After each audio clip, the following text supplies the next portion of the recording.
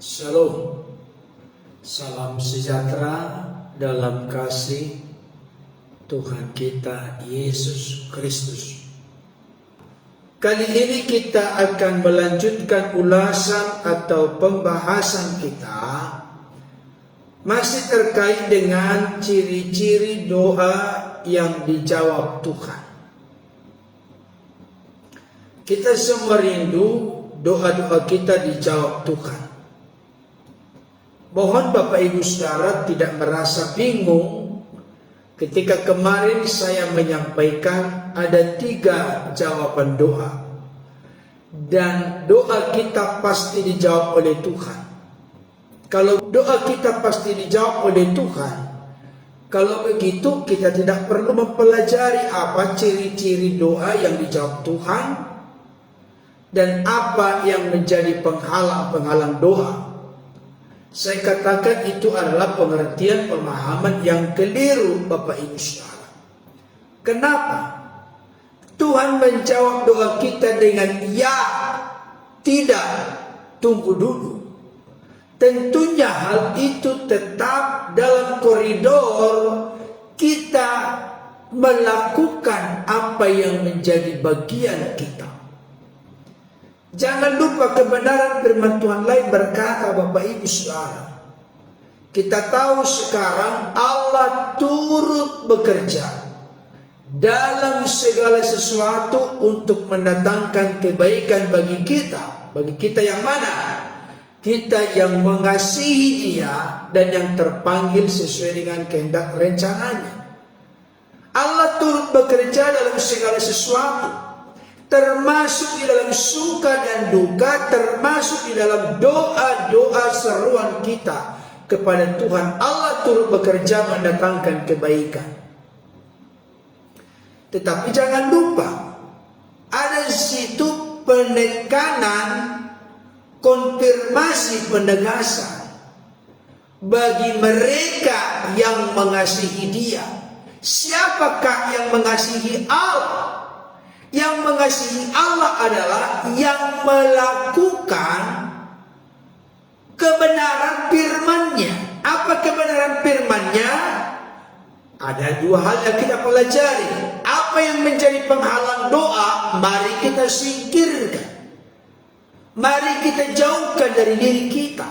Apa yang menjadi ciri-ciri doa yang dijawab Tuhan, mari kita lakukan. Mari kita hidupi. Mari kita resapi dan mari kita lakukan dalam hidup kita.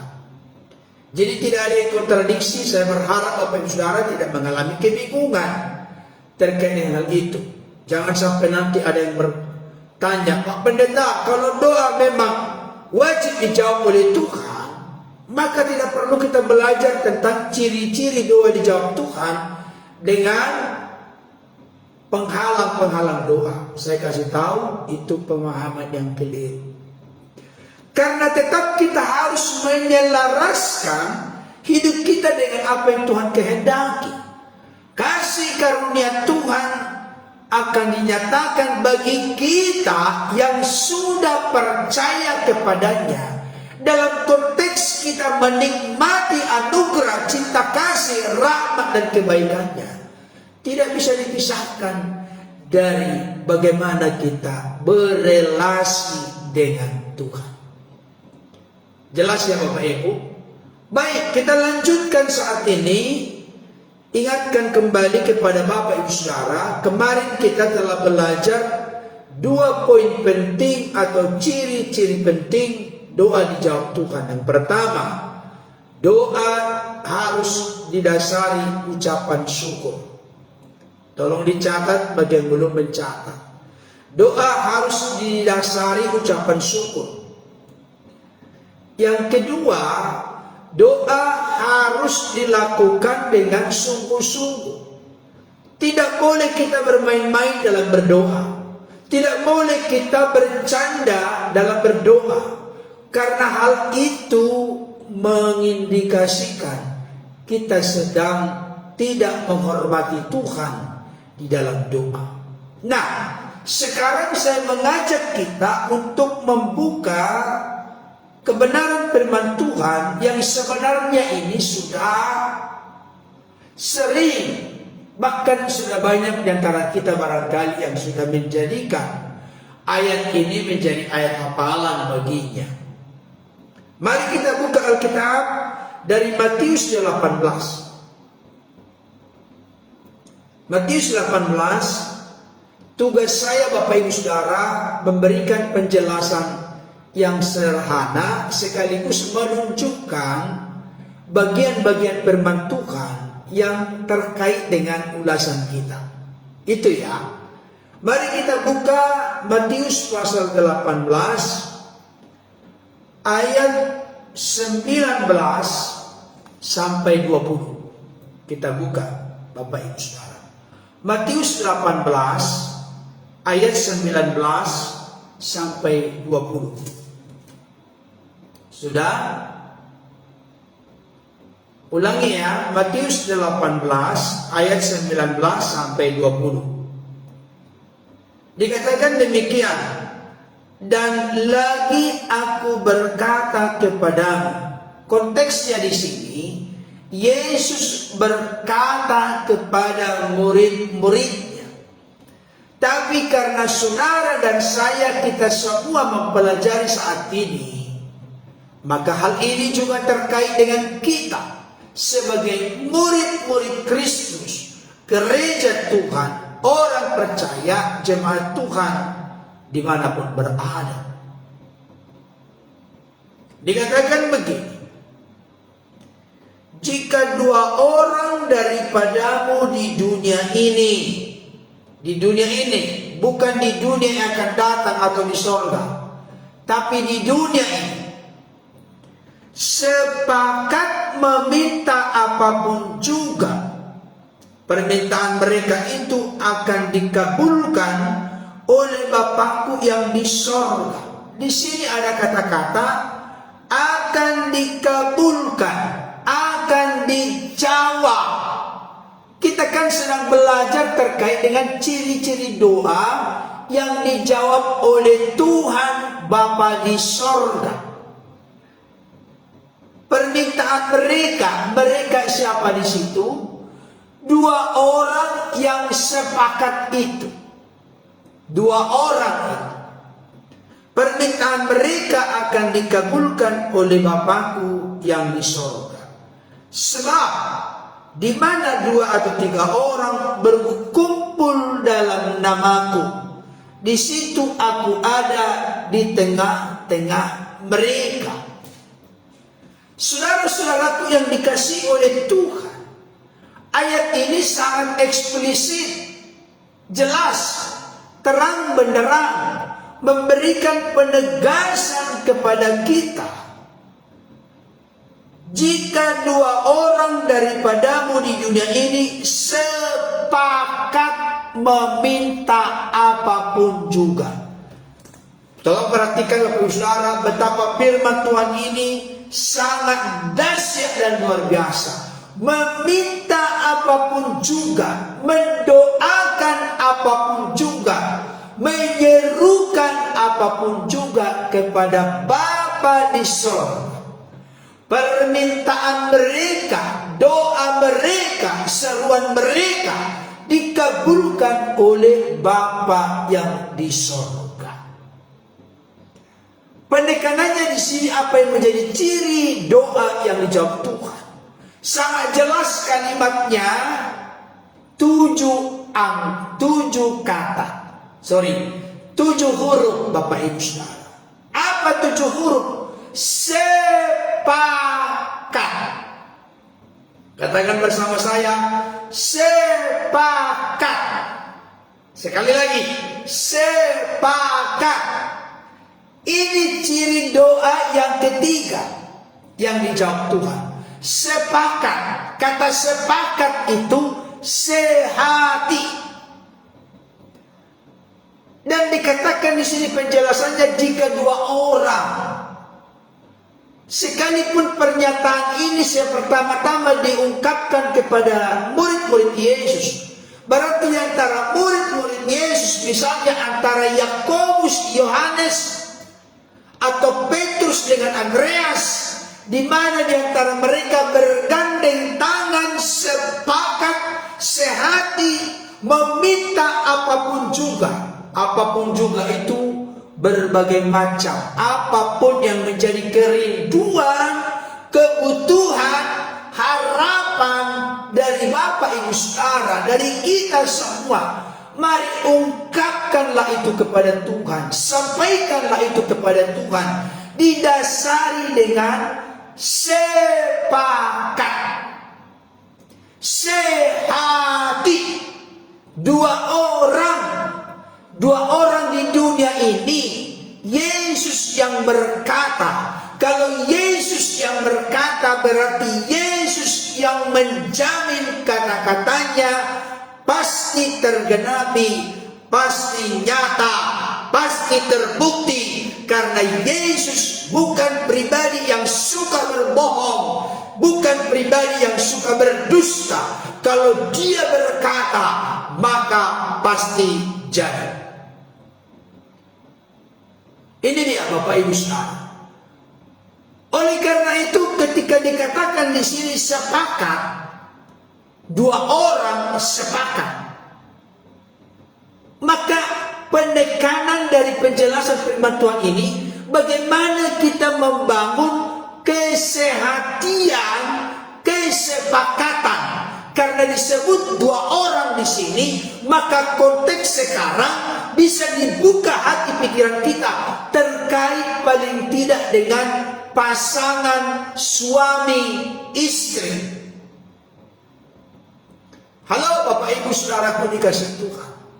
Saya tidak muluk-muluk, saya tidak ngejelimet, saya sampaikan secara praktis kepada kita. Bapak Ibu, suami istri, pasangan dalam hidup ini, apakah memiliki hati yang sepakat? Atau apakah sehati bergandeng tangan, kompak bersatu untuk berdoa atau meminta kepada Bapa di surga? Saya kasih tahu, salah satu pekerjaan iblis adalah untuk merongrong, merusak, menghancurkan kesepakatan, kekompakan, kesehatian dari orang-orang percaya. Coba perhatikan, coba telisik, cek and recheck, coba evaluasi, coba kita renungkan dan hayati diri kita masing-masing. Bagaimana tentang membangun kesepakatan ini? Apakah sudah mulai berjalan di tengah-tengah keluarga kita? Dan ini saya kasih tahu, karena masing-masing kita kalau tidak sungguh-sungguh berkomitmen dengan Tuhan, masih punya keegoan masing-masing. Nah, udahlah, kamu aja mami yang berdoa, saya nggak usah ikut. Sebaliknya juga, udah kamu aja papi yang berdoa, bukan saya nggak perlu ikut. Saudara dikasihi Tuhan, bayangkan kita ini kan sebagai suami istri, dua menjadi satu. Bukan orangnya yang menjadi satu. Satu visi, satu hati, satu tujuan, satu maksud, satu kerinduan, satu semangat. Banyak lagi satu-satu yang lain. Ini perlu untuk menjadi perenungan bagi kita. Tapi perlu saya ingatkan dan tegaskan, sepakat dan sehati yang dimaksud di sini dalam konteks berdoa. Jangan sampai nanti sepakat dan sehati dalam konteks yang lain. Kenapa saya perlu menjabarkan demikian? Karena ada banyak juga kesepakatan, kesehatian yang akhirnya berujung kepada persekongkolan untuk melakukan sesuatu yang membuat diri kita justru makin menjauh dari Tuhan, menyimpang, melenceng dari kebenaran firman Tuhan. Saya tunjukkan kepada Bapak Ibu Saudara, di dalam Alkitab juga ada yang sepakat, ada yang sehati. Tapi kesepakatan dan kesehatian mereka bukan kepada hal yang benar, bukan kepada hal yang menyukakan, menyenangkan hati Tuhan. Dan yang paling ngeri Bapak Ibu Saudara, orang yang saya sebutkan ini yang mau saya jelaskan, mereka sepakat dan sehati adalah suami istri. Ada yang tahu kira-kira siapa maksudnya? Mereka sepakat dan sehati, tapi tujuannya salah. Itu sebabnya saya jelaskan kepada kita, jangan sampai kita ini membangun kesepakatan, kesehatian dalam konteks yang bertentangan dengan Tuhan. Ada orang sepakat sehati suami istri untuk melakukan kejahatan. Ayat Alkitab menjelaskan itu Bapak Ibu Saudara. Seperti Ananias dan Safira. Pernah membaca dalam Kisah Para Rasul pasal 5, Ananias dan Safira. Ananias dan Safira mereka sepakat untuk menjual sebidang tanah mereka. Tapi tujuan mereka menjual dengan sepakat, dengan sehati sebidang tanah mereka. Ternyata supaya mereka itu disanjung, dipuji, dihormati oleh orang-orang lain. Memang salah satu ciri dari gereja mula-mula adalah mereka hidup bersatu, kompak, sepakat, sehati, didasari dengan kasih. Mereka kompak Bapak Ibu Saudara, mereka sehati. Mereka didasari, landasi hidup mereka dengan kasih. Sekalipun jumlah mereka minoritas saat itu, tapi dampak dan pengaruh mereka dahsyat dan luar biasa. Tapi ketika ada seseorang yang merasa kekurangan di gereja perdana, gereja mula-mula, maka ada orang-orang tertentu, keluarga-keluarga tertentu yang menjual tanah mereka, membagikan berkat mereka untuk menolong orang-orang yang tidak berdaya. Itulah kehebatan dari gereja mula-mula. Kasih berkembang, menular seperti kanker begitu pesat dan cepat. Di gereja mula-mula, gereja perdana, bukan keegoisan yang berkembang, keegoisan mati, kasih yang bertumbuh secara luar biasa. Oleh karena Ananias dan Safira melihat kebiasaan, habit, gaya hidup dari gereja mula-mula demikian, maka mereka pun rindu untuk berbuat sesuatu. Mereka juallah sebidang tanah mereka. Dan ciri khas yang terjadi dalam konteks Kisah Para Rasul, setiap tanah itu dijual, diletakkan di kaki rasul-rasul, dengan maksud dan tujuan supaya rasul-rasul yang mengkoordinasikan dalam konteks distribusi pembagian daripada berkat yang ada ini sehingga tepat sasaran.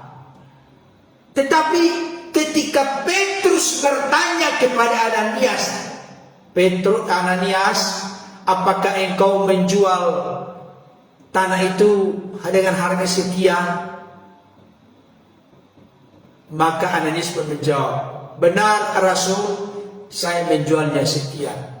Lalu putuslah nyawanya. Waduh, ngeri ya Bapak Saudara ya, betapa luar biasa hadirat dan kuasa Tuhan di gereja perdana. Ketika berbohong, berdusta kepada Rasul, berbohong, berdusta kepada Allah, berbohong, berdusta kepada Roh Kudus, maka seketika itu juga putuslah nyawanya. Setelah berselang 3 jam, karena mereka waktu itu tidak bersama, istri Ananias pun masuk ke rumah. Dia tidak tahu apa yang terjadi. Ketika sudah masuk ke rumah, ditanya oleh Rasul, hai Safira, apakah engkau menjual tanah itu sekian? Benar. Dia tidak tahu di mana suaminya, bayangkan. Padahal suaminya sudah dikubur. Bapak Ibu Saudara, karena mengalami kematian, putus nyawanya. Mengapa engkau berbohong demikian, sama seperti suamimu? yang sudah dikuburkan, maka engkau pun akan mengalami hal yang sama. Ngeri Bapak Ibu Saudara, mereka suami istri mengalami kematian, putus nyawanya karena mereka berbohong. Kenapa terjadi demikian? Karena mereka kompak, sepakat, sehati untuk melakukan hal yang kontradiksi, untuk berbohong, berdusta kepada Rasul, kepada Roh Kudus, kepada Allah. Mereka sepakat dan sehati. Tapi kesepakatan kesehatan mereka bertolak belakang dengan apa yang Tuhan kehendaki. Nah, tapi konteks saat ini kita pelajari Bapak Ibu Saudara, dikatakan begini, saya ulangi, jika dua orang daripadamu di dunia ini sepakat meminta apapun juga permintaan mereka, itu akan dikabulkan oleh Bapa yang di surga. Marilah kita sebagai suami istri, marilah kita sebagai kakak dan adik, marilah kita sebagai mertua dan menantu, marilah kita sebagai orang-orang Kristen, orang-orang percaya, bangunlah kesepakatan, bangunlah kesehatian, bangunlah kekompakan, bangunlah kesatuan dalam roh untuk berdoa kepada Tuhan. Saya mengalami sendiri terkait dengan hal ini. Jadi saya menyampaikan firman Tuhan ini tidak hanya dari apa kata orang.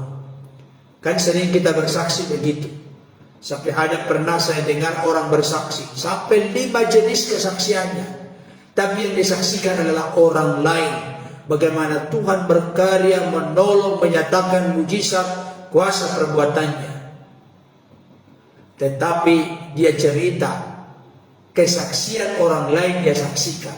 Saya kasih tahu, tidak salah memang bersaksi demikian.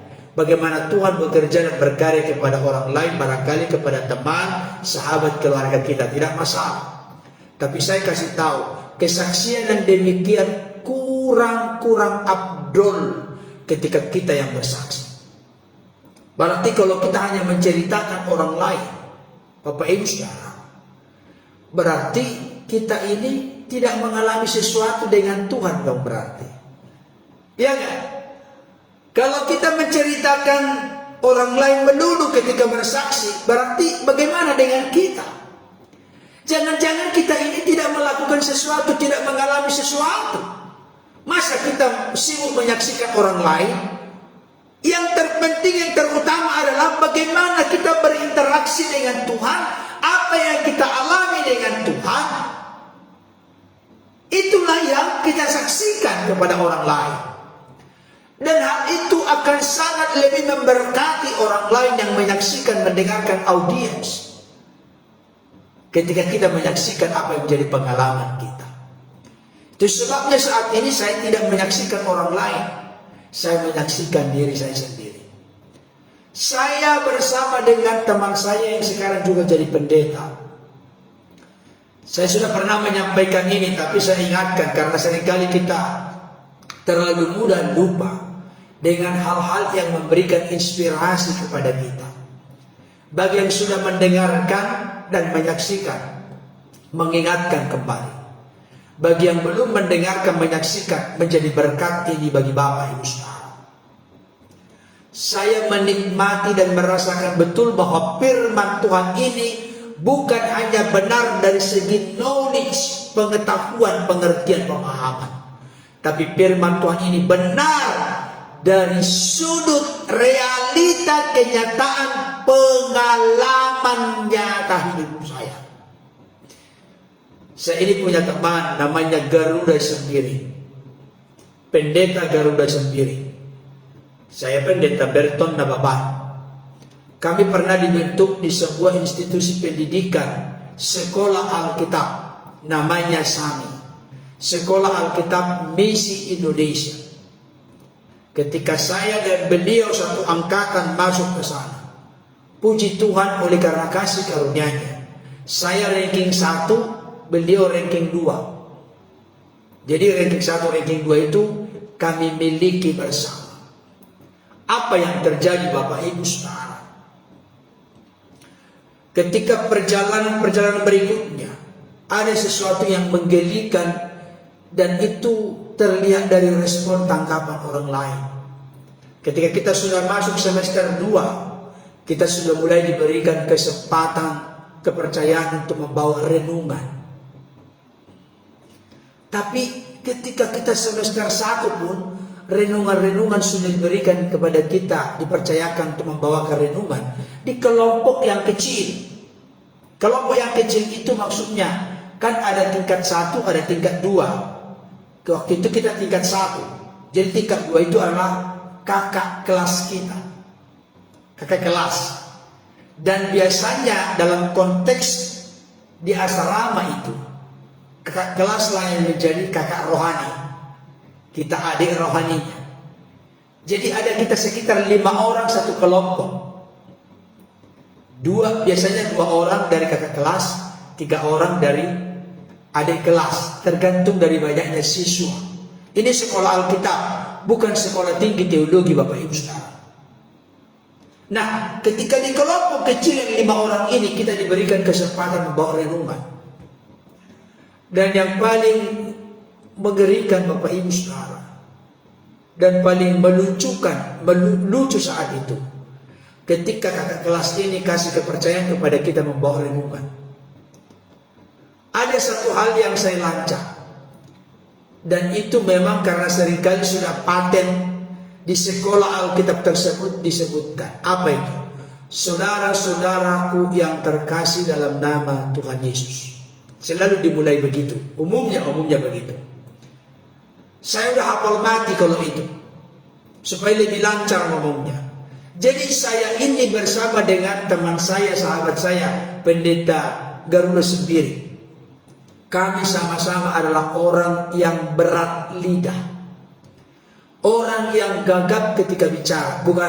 Bukan gak jelas, bukan. Tapi selalu tersangkut-sangkut kalau bicara. Itu Bapak Ibu Saudara. Kalau Bapak Ibu Saudara memberikan penilaian, Pak Pendeta sekarang sudah memiliki progres atau kemajuan, kelancaran dalam berkata-kata. Saya kasih tahu, ada prosesnya ini Bapak Ibu Saudara. Tetapi apa yang kami lakukan? Saya ranking 1, beliau ranking 2, tapi kami sering ditertawakan. Memang inilah kakak kelas ini ya. Karena kita berat lidah bicara, bukannya justru ditertawain ketika kita mau renungan. Ngakak mereka, padahal sebenarnya itu kan gak bagus kan. Justru didoakanlah supaya dimampukan Tuhan menyampaikan.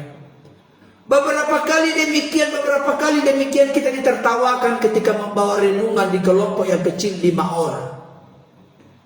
Saudara-saudara ini kasih Tuhan, kami sudah mulai mengerti dan menyadari sekaligus meyakini panggilan Tuhan atas hidup kami sebagai pelayan Tuhan, sebagai hamba Tuhan, sebagai doulos Tuhan.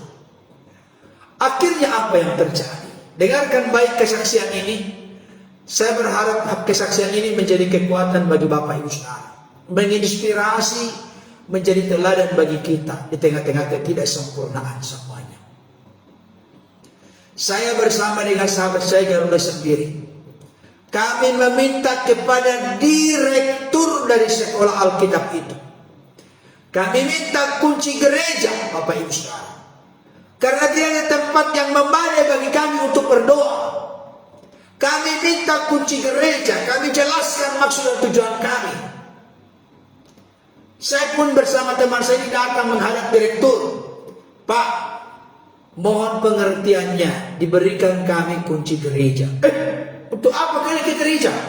Ini kan bukan hari Minggu, ini hari biasa. Kami jelaskan, kami rindu masuk ke rumah Tuhan, kami rindu masuk ke gereja. Karena itu tempat yang memadai untuk tidak mengganggu teman-teman yang lain yang tidur istirahat siang.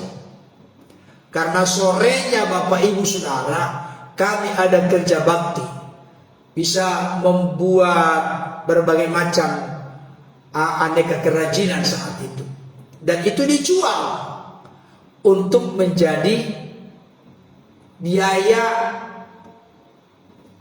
roda perjalanan dari sekolah Alkitab itu. Jadi kita dipekerjakan juga di sana, karena dari kita, oleh kita, dan untuk kita.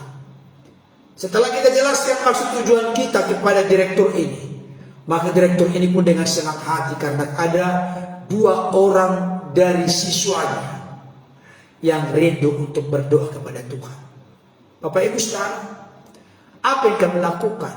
Di gereja itu ada yang namanya mimbar. Kebetulan saya masih ingat betul mimbar itu cukup luas, berbentuk lingkaran.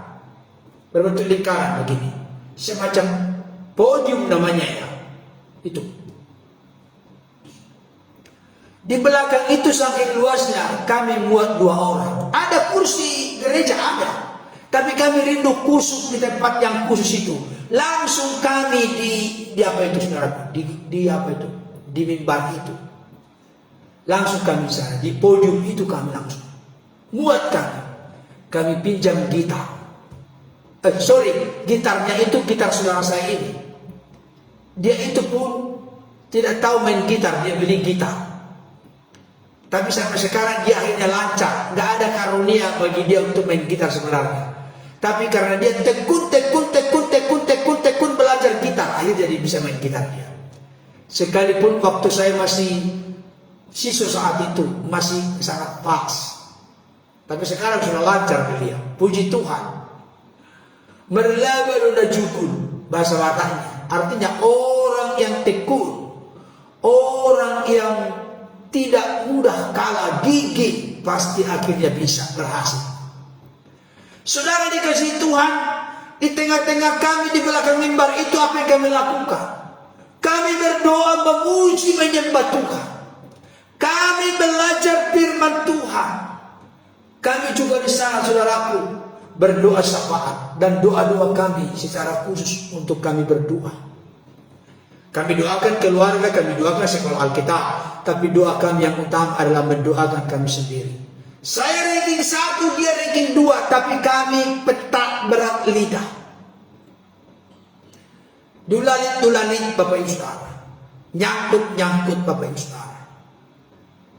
Belum lagi disertai dengan tidak percaya diri Bapak Ibu Saudara. Saya ini dulu orang yang sangat tidak percaya diri. Itu latar belakang saya. Saya ini orangnya sangat pemalu Bapak Ibu Saudara.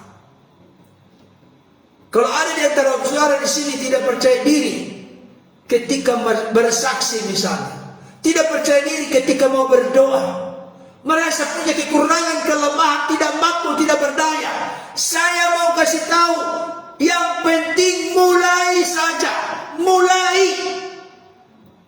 Jangan berpikir nanti salah, nanti tidak sempurna. Saya kasih tahu, siapa yang tidak berani mencoba tidak akan pernah bisa. Tapi siapa yang mencoba dan dia bergantung kepada Roh Kudus, maka dia akan dimampukan oleh Roh Kudus untuk berdoa, bahkan untuk melakukan hal yang lain. Ini penting Bapak Ibu Saudara. Saya bacakan dulu ayat untuk kita sebelum saya lanjutkan kesaksian saya. Roma pasal 8 ayat 26 sampai 27. Roma 8 ayat 26 sampai 27. Dikatakan begini. Demikian juga roh, maksudnya roh di sini R besar. Roh Kudus membantu kita dalam kelemahan kita. Perhatikan baik ya. Roh Kudus itu ada dalam diri kita orang percaya. Semenjak saudara dan saya percaya menerima Yesus sebagai Lord Kurios, Tuhan Juru Selamat, penguasa dalam hidup kita. Bapak Ibu Saudara, sejak saat itu Roh Kudus ada dalam diri kita. Bahkan yang membuat kita tercelik dan terbuka, diinsafkan akan dosa oleh karena tidak percaya kepada Yesus, tidak percaya kepada Yesus, itu karena karya Roh Kudus. Kalau ada orang-orang di luar sana, kenapa mereka selalu menolak, tidak percaya Yesus adalah Tuhan dan Juru Selamat? Karena Roh Kudus belum ada dalam diri orang itu.